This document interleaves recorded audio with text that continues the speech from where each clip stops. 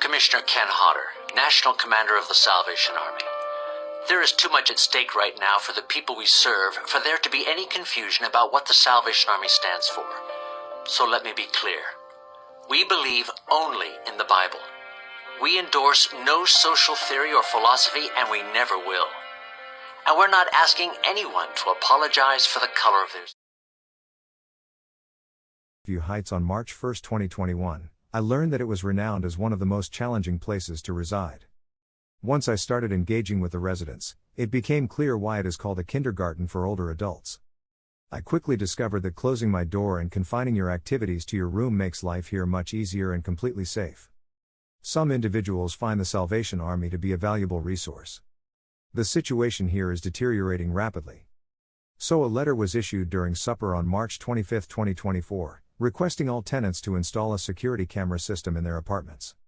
Even though I was brought here with the intention of dying, I had unwavering trust in the Salvation Army to provide me with the finest care and treatment. I had complete faith that Adam and Eve, after their banishment from the Garden of Eden, found help in the Salvation Army.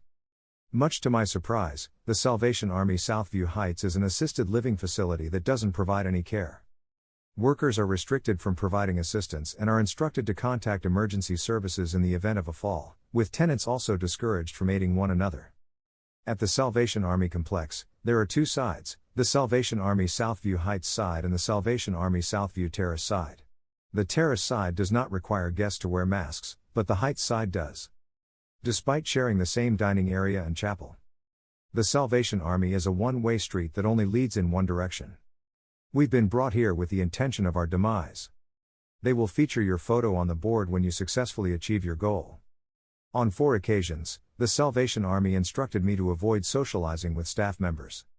This directive was given by both my workers and the building's manager. A town hall meeting was held by the Salvation Army for all residents prior to Christmas this year. Do not engage in social activities with the staff. I have an interesting anecdote to share. A Christmas box is put together annually for the staff. Over $4,800 was found in the box this year, which is quite impressive. This money is a result of contributions from the tenants and their families. While this is admirable, the tenants expressed their distrust in the management's ability to count the money accurately. Consequently, 2 tenants were required to be present during the counting process. Before I arrived at the Salvation Army, I received monthly benefits exceeding $300 for rent through my enrollment in the Shelter Aid for Elderly Renters, SAFER, program. This program was a lifeline for me, ensuring that I could afford a secure and pleasant place to live, as well as medical care, as an older person on a fixed income. This program compensated me for my pharmaceutical coverage. Because I currently live in the Salvation Army, and my doctor prescribed an outside pharmacy. Pharma care only covers 75% of my prescriptions. I now pay 25%. The Salvation Army just advised me that if my doctor used the Salvation Army pharmacy, I would not be required to pay anything. My pharma care bill is $467.87 for January 1st to December 31st, 2023. Unfortunately, this essential benefit has been terminated when I moved into the Salvation Army. So there isn't any money in my bank to pay for my pharma care.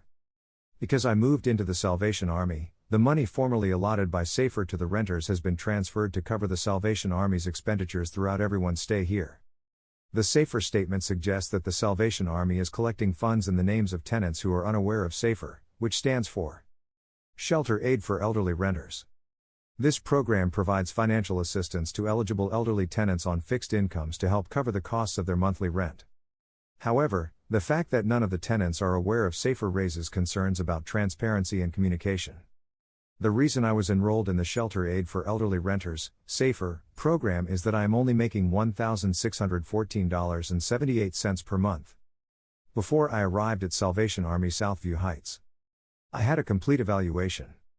The Salvation Army painstakingly examined every part of my background, hoping to get extensive information about my personal history, as well as all tax and financial information. On March 1, 2021, I moved into the Salvation Army.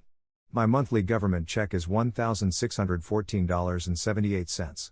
The Salvation Army took 70% of this amount before deductions, plus cable, $30. Telephone, $26.20. Hydro, $18. My total rent on March 1, 2021, was $1,215.58. The Salvation Army says you must file your income taxes with the CRA every year to be eligible for a publicly subsidized income-tested client rate. As a diligent and meticulous individual, I have consistently filed my taxes with utmost accuracy year after year, maintaining an exemplary record of 100% compliance.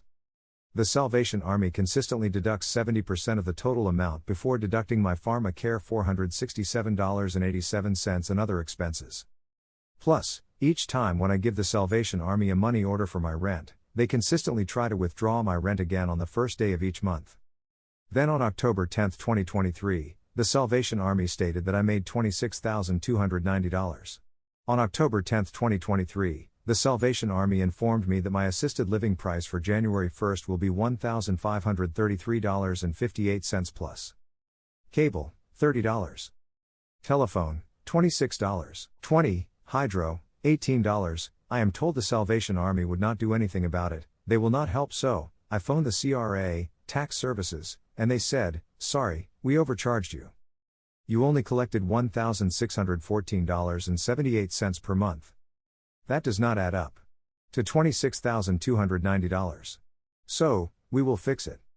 Then on October 14, 2023, the Salvation Army sent me a letter. The Salvation Army said my assisted living rate on January 1st would be $1,143.86 plus cable, $30. Telephone, $26.20. Hydro, $18. Then on December 27th, the Salvation Army said my assisted living rate on January 1st would be $1,275.28 plus cable, $30. Telephone, $26.20. Hydro, $18. I've been told that the Salvation Army does not care what my bank says, they have their own way of doing things. This is their letter. On January 9, 2024. Dear Mr. Peterman, I am writing to let you know that you will be charged a monthly rate for your assisted living unit. $1,275.28 plus $74.20 total $1,348.48. I was told by the other tenants not to trust them. So I gave them a money order for $1,218.06 for my January rent.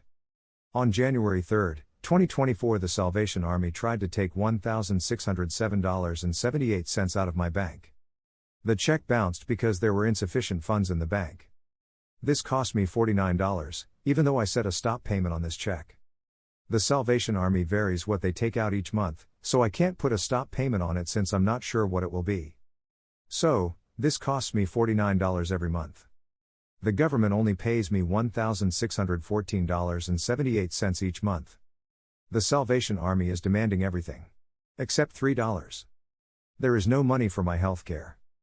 The Salvation Army just advised me that if my doctor used the Salvation Army pharmacy, I would not be required to pay anything. My pharmacare bill is $467.87 for January 1st to December 31st, 2023. Because I cannot pay this bill. I've been advised to relocate or go to the hospital every day for my medicines. The Salvation Army will phone 911 every day to take me there. What should I do? Do you think I should move, so I can buy my medicine, or go to the hospital every day and take a bus back?